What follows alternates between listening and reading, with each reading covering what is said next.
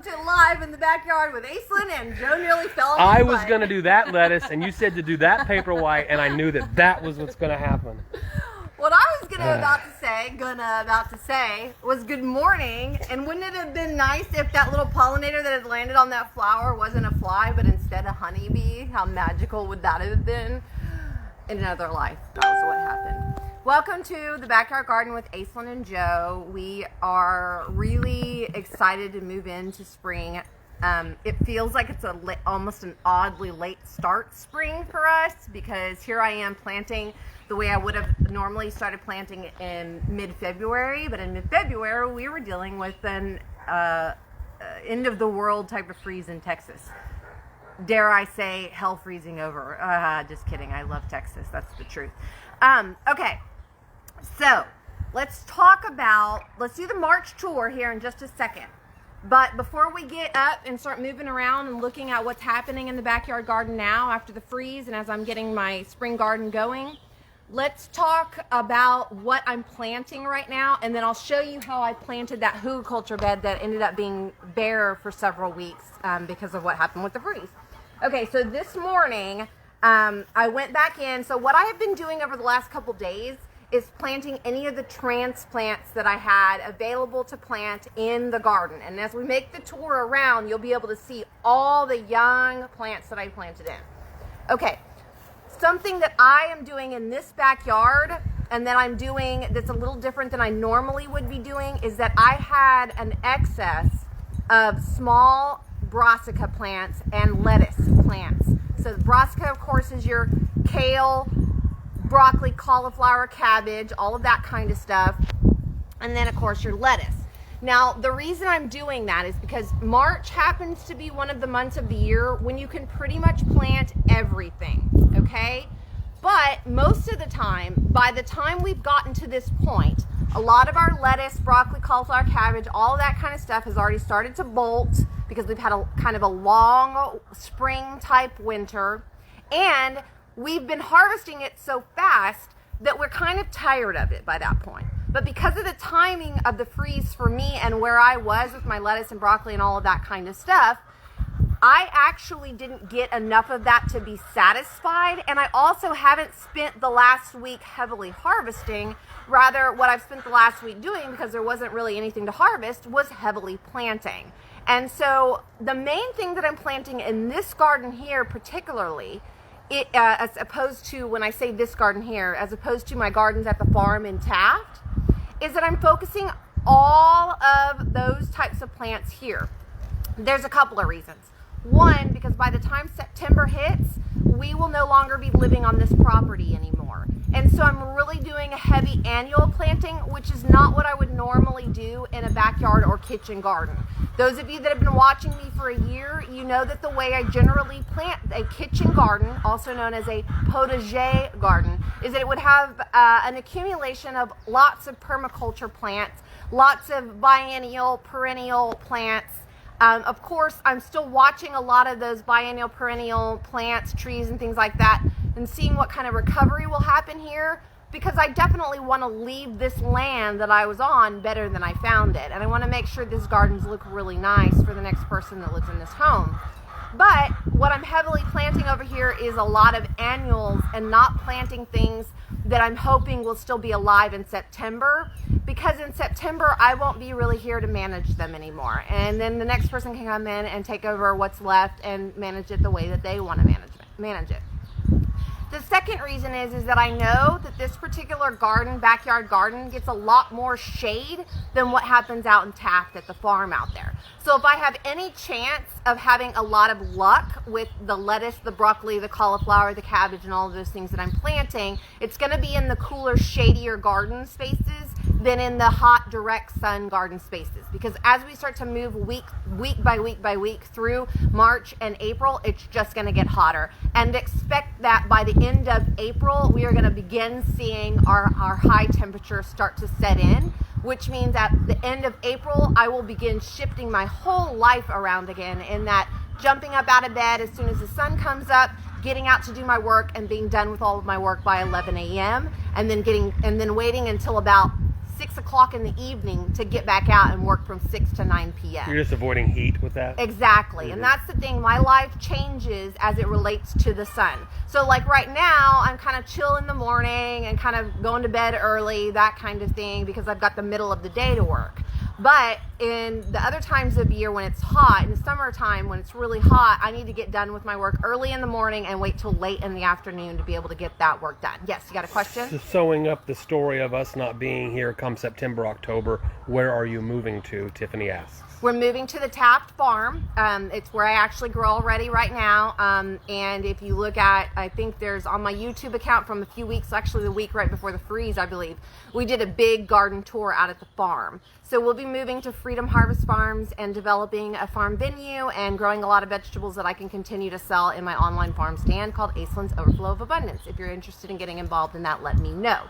Okay, so all of that being said, that's kind of what you're going to see when I go back to start planting in here. But then I wanted to talk about, so the way I did my planting was, because I do the perma style, because I have a lot of plants, and because a lot of dormant seeds are starting to sprout, I went through my garden and planted my transplants first. Got all my transplants everywhere I wanted to put in a transplant in all the garden spaces I have. I did that first. Then I watered that in really good, left it overnight. Now, this morning, I get up and I go back in and I plant all my seeds in all the spaces in between. So then that way I can see kind of where the bare spaces are around the transplants that I planted, and I can also see where are some of my seeds that were dormant in the soil already starting to pop.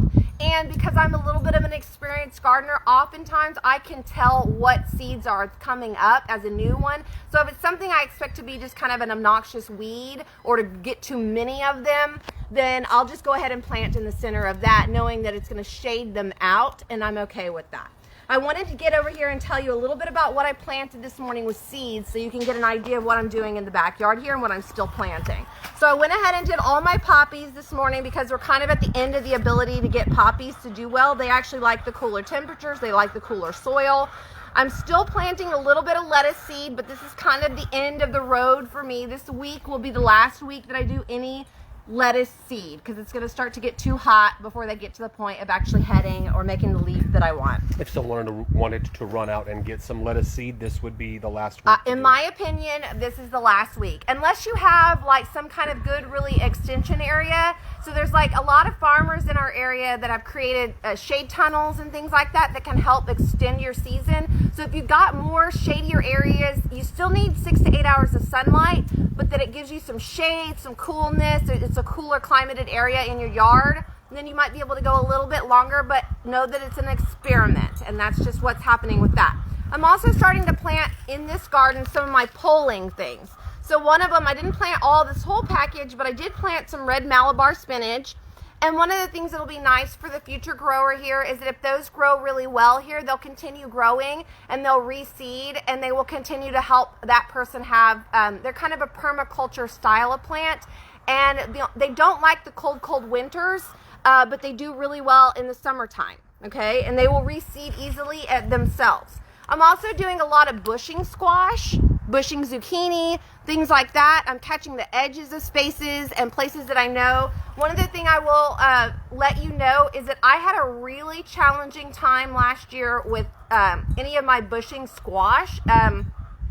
And the main reason is because I do think, and I expect that we're all going to have this challenge this year, squash wants to be pollinated by honeybees and specific varieties of pollinators.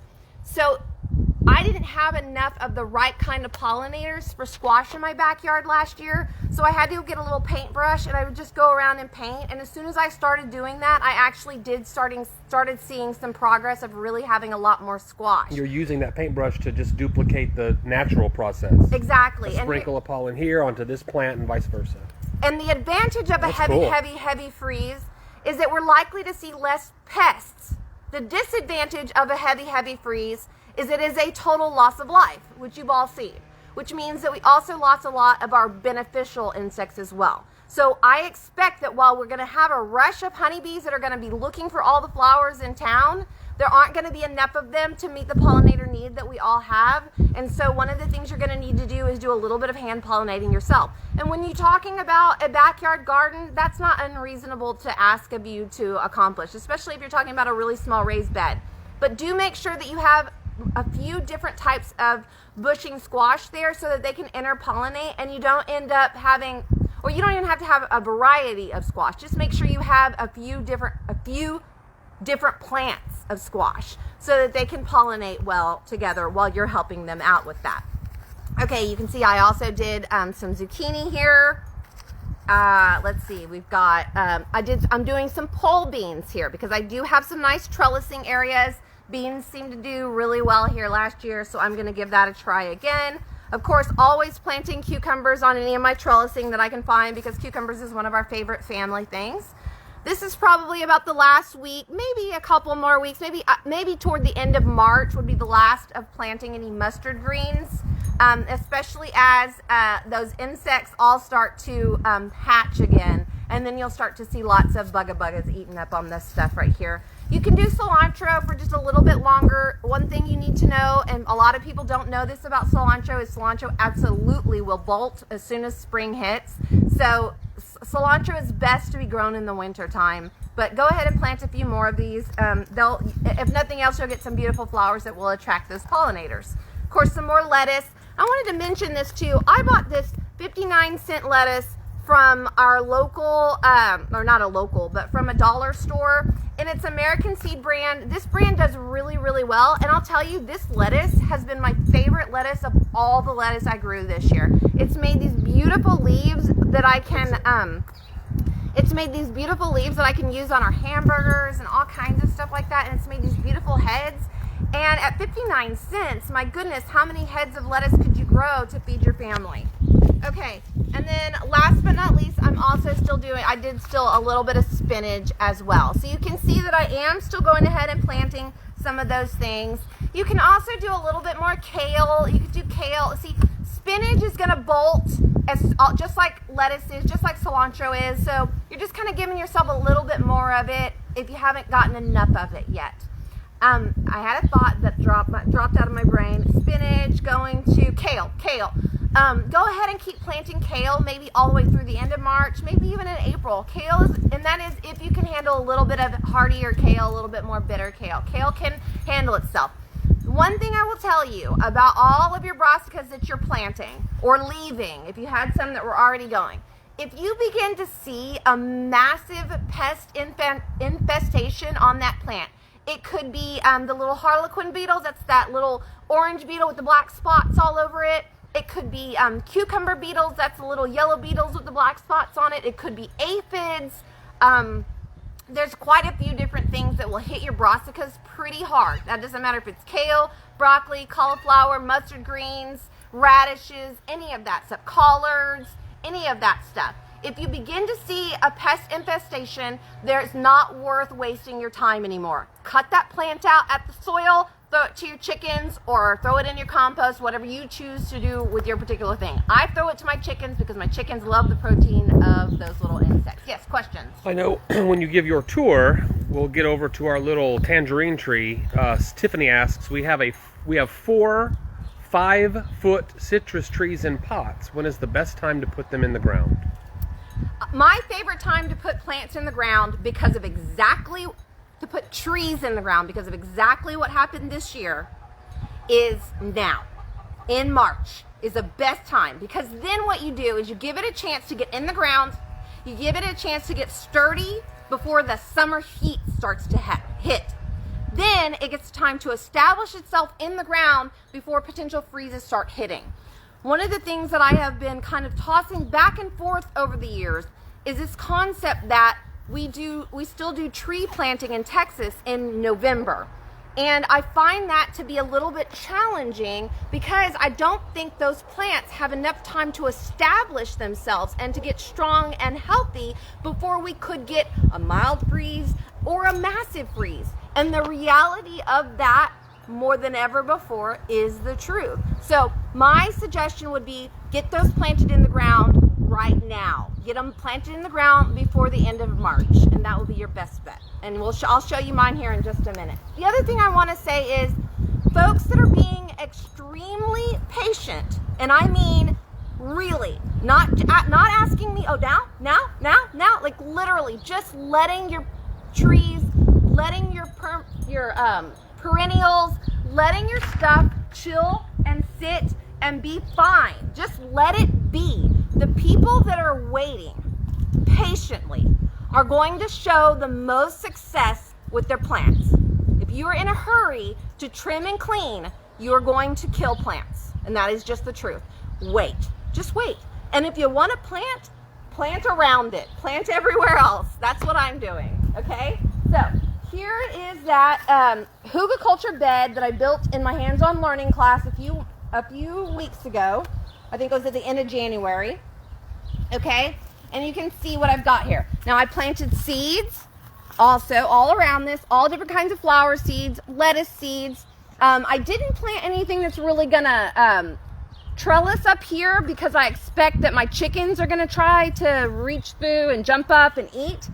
But I did plant some okra in the back there because I think okra will be interesting to see how that grows up into a little foresty type of situation. And down on that end over there, I planted an acorn squash because I'm thinking that maybe that acorn squash will take off and grow and cover that whole area over there and it won't disturb anything. Now it's probably going to grow this way too, but anything that's happening over here will be long gone by the time it becomes an issue. I've got some leeks that are very much an experiment for me. I've not ever planted leeks by seed. I did that this year. I couldn't get them to start really germinating until the temperature of the soil started getting less. So now I actually have them taking off. I don't know whether they'll actually do anything. It may get too hot before they do, but it's been a fun experiment this year to play with leeks and get to know some timing for them as well. I've got celery, kind of the exact same thing. Celery, this will be the first year I ever tried to do celery by seed. Same thing. My germination rate wasn't really very good until the temperature started cooling down. Then when the temperatures cooled down, I got plants. Now, will those plants be able to make it before the temperatures set in? And so those are some things where the more you get used to it, the more you learn to kind of trick the weather a little bit, get your temperature of your soil cooler by putting it inside your house or putting it in the fridge for a minute or two, whatever you have to do to get those seeds to germinate so that you can get them started a little bit earlier so that by the time we get to spring, they're already a nice sized plant and ready to go. Okay, so that's what you can see here. If there's any questions you have, you can see me popping in lettuce, kale, celery, parsley, all my brassicas, my big brassicas over here. I had a lot of these that did really well in terms of germination. However, the bugs eat them. This is like a Napa cabbage, a green one and a purple one over there. They've actually done better here at this garden than they've done at the farm. And so I pretty heavily have been planting them in here. If nothing else, they just will help to cover the soil and make a pretty plant. That's one thing to keep in mind also when it comes to like edible landscape, when we're dealing with edible landscape. Brassicas tend to be just really pretty plants. And so even if they don't head, if you're just trying to cover a space and you've got the plant, go ahead and put it in. The only thing I would say that would change that is those pests. If you see the pests taking over the plant's not healthy, get rid of it, okay? All right, same thing. You can see that I'm just putting in over here. Now, things that have survived well. This is a Indigo Spire Salvia, and it's been planted in this bed. It's just coming back up again. This is actually a plant that's just rebudding again. Some of it is seeds that are starting to come out. I have down here that keeps getting stepped on. I think it might have actually gotten, aw, so sad. A bluebonnet that slid down to the edge down there, okay? You can see here, this is that butter crunch lettuce that I showed you a picture of a minute ago. That made it through the freeze. This made it through the freeze. Cilantro made it through the freeze. You notice, remember that you've been watching for a long time, this big, beautiful eggplant, massive eggplant. It's a goner. I don't have any, I had no hope for it, so I gave up on it. Okay, Brussels sprouts. Some of my Brussels sprouts have done really well. This one, I was expecting, I didn't know if it would ever put on any Brussels sprouts, but it made it through the freeze very nicely. And look at all those little babies that are starting to come in. Look at this lettuce over here. This actually lived through the freeze. This lived through the freeze. This native bay leaf lived through the freeze. And so did this sacred sage. So that ugly plant up top, same plant as the green that's budding underneath. Yep. That's where when you left it alone, it came back. Yep, exactly. What are you waiting for some of these other things that look kind of scraggly? Okay, so this is my Turk's cap, and I'm going to be really sad if it didn't make it. But I'm just kind of waiting to see if I see some more sprouts starting to come up. Over there, I had a young new Turk's cap in that corner. I'll show you in just a minute. And I have noticed it does have some green coming out on it. And you're not seeing it over here? Not yet. Okay. Here's the other thing, this Moringa. Now it's most likely, I think this Moringa's still alive, but this plant part of it, I'm waiting for something to come up out of the bottom of it. At the very worst case scenario, I go ahead and cut the top back off, and then it sprouts back up from the roots that were underground. Moringa's pretty hardy as it relates to that, especially if you've kept it well mulched on the ground. Okay? Another thing that I learned about this year that did really well, chamomile. So I can't wait until my chamomile starts to pop flowers. And one of the things I've been learning about chamomile is that the more you pop the flowers off your chamomile, the more flowers it will put on. So as soon as my chamomile here and at the farm starts popping flowers, I'm going to get them all off, and then we'll be able to dry them out to make some nice chamomile tea. Okay, another fantastic green for our area. This is the lyre leaf sage. It is edible. The leaves are edible. It's pretty. It can be added to any salad. It is very, very easy. It will regrow itself. You can see there's a new little baby that's coming back right there. It stayed alive. The seeds are germinating again. You can see right there, some more right there. And it's an edible green that no matter whether it's hot in the summertime or cold in the winter, it's going to continue to provide some greens for you. Yep. Sandy asks, you mentioned your moringa tree over there. Is it okay to put my moringa tree in the ground if it just has a few buds coming out after the freeze? Yeah. I mean, whenever you're ready to put the moringa tree, now, if you're ready to put a tree in the ground, now's the time to do it. So if you've got a moringa you think is ready to go in the ground, do it. If it's, I mean, like I have one over here that I don't want to put anything else in the ground here. And the farm is a little bit more scary in terms of protecting my moringa because I've actually killed a moringa on the farm already. So I can see like this one though, if I had the right spot to plant it on the farm already, I would go ahead and put this one in the ground. Yeah. So moringa's pretty hardy as long as you get it established and you give it any kind of ability to keep a little bit warmer during the winter time so that even if you have to, because out at the learning garden we used to cut them back in November all the way to the ground and then they just pop back up again, no problem. So I don't know if I answered your question or not, but if you're seeing a little bit of recovery on a moringa plant that looked dead a little while ago, is it okay to put that in the ground or should it recover a little bit longer before you plant it? I think is the question. Maybe wait a little bit longer. I mean, because I'm not concerned about a moringa having a problem in the summertime.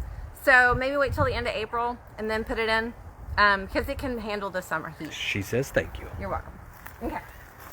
So you can see over here, same kind of thing. I have carrots that germinated and are still coming up. So if you had carrot seeds in the ground during the freeze, they should still be coming up. I'm putting bluebonnet seeds in, kind of filling in the gaps of things. You can see here I already had this well-established cauliflower that actually was beginning to head. I went ahead and put it in the ground. I'm putting all of my beans and cucumbers and any of that stuff on my trellising systems over here. Things that made it, like this little emerald crown broccoli. That was in the ground prior to the freeze? It was in the ground prior to the freeze. Beautiful. Yep, some made it, some, I mean, a lot of them didn't make it, but a few of them did. So, like this plant over here, I will grow these cabbages forever. This is like a curly leafed cabbage. I don't remember what the variety is, but I'll figure it out. I'll tell y'all later when I can look at the other plants again. But this one was in during the freeze. This one was in during a freeze. This is a Denali. Now I had some of the more established Denalis. Like I had an established Denali right here. Or sorry, not Denali. Take that back. Calibos. Kalibos. B-O-S. I had this one right here. It was big. You saw it, and it completely lost. So like, I think there was something about if it was a really, really big plant that it got hit really hard. But if it was a small, kind of more compact plant, then it managed to stay in better shape. The other thing that I noticed, and this is something that comes with experimenting and learning how to use your different plants and things like that, is that one of the things that I tend to do to help manage my plants in small spaces, but also as a farmer, it helps to give me a little bit of income as I'm waiting to get to the heading point of my cabbages, the cauliflower, broccoli, and all of that, is that I trimmed my leaves a lot.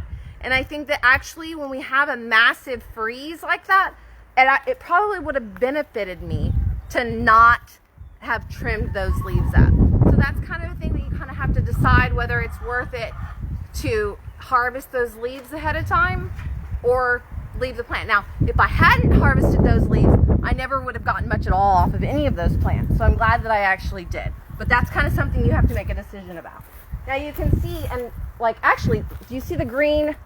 That's a Snapdragon over there. And then this Snapdragon is going to make it again too.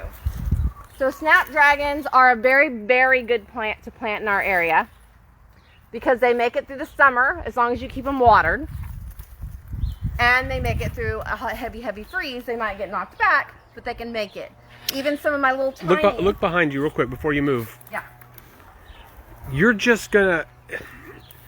Part of the reason why people have gardens in their backyards, not only the food that they get out of it, but it's just beautiful. And in this post-freeze, when you look over your left shoulder there, you still see some of that scraggly brown, not super gorgeous. You're just putting a hold on the gorgeousness, waiting to see if some of those plants still make it. Have you looked at my garden over the last year? It's always gorgeous. Does it ever look perfect? Okay.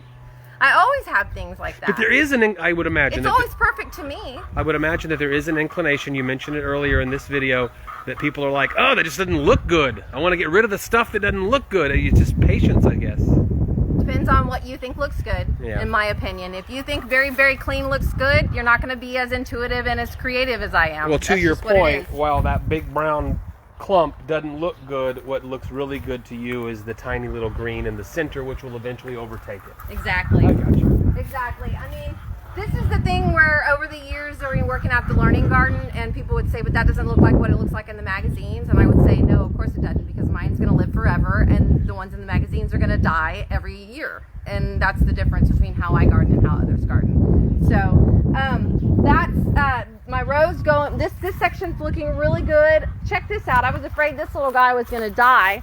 This is actually a like a bergamot, wild bergamot flower, and it's doing really well through the freeze. So I actually thought it was going to die before, so I think it liked that cool temperature. And then the other thing that I did was I planted along my fence line here. I planted some some cucumbers. I planted some Malabar spinach, and I planted some pole beans. And then, let me see how I can get to it. The seeds that you showed us earlier. I kind of just, yeah, exactly. I kind of just threw seeds back in the back there and filled in with some plants that I'm not too concerned about because I just want that hole to be full. And before, I had the hole full, and now the things that were back there died. So I want it to be nice in that corner. And it's kind of hard to get to that corner. But this was a Turk's cap, okay? That's Turk's cap coming up again. The green there at the bottom. Yep. Mm-hmm. So that one will be just fine, Will and that will help to take care of that. Will you eventually cut the dead part off that Yeah. you showed us at the beginning? Yeah. I mean, I could cut that off right now. 'Cause Now you're that I seeing know the it, green, yeah, yeah. now that I know it's doing good, I can see it. I could cut that off. And one of the best ways to survive a catastrophic event is to keep planting. That's the end of my story, really. Just keep planting, everyone. And you'll hear me talk about it all the time. Plant abundantly, plant seeds in your life, in everything you do. Just keep planting seeds of abundance. You will see a return on your investment. Always, you will see a return on your investment. Okay, I'm super excited to remind everyone that we have the podcast launching again tomorrow morning. What's the title of it again? Krabby Patties. Krabby Patties. Two people trying to figure out if they are offensive or something like that. Two people trying to figure out if they are offensive. If what they're saying is offensive. There you go. I can't remember. So just It's that a statement really good alone should catch your attention. A boy came over A boy came over. to the dinner table. I think we also talked about poo. A lot. We always talk about poo. The circle of life. Happy Sunday. I love you all. See you soon. Mwah.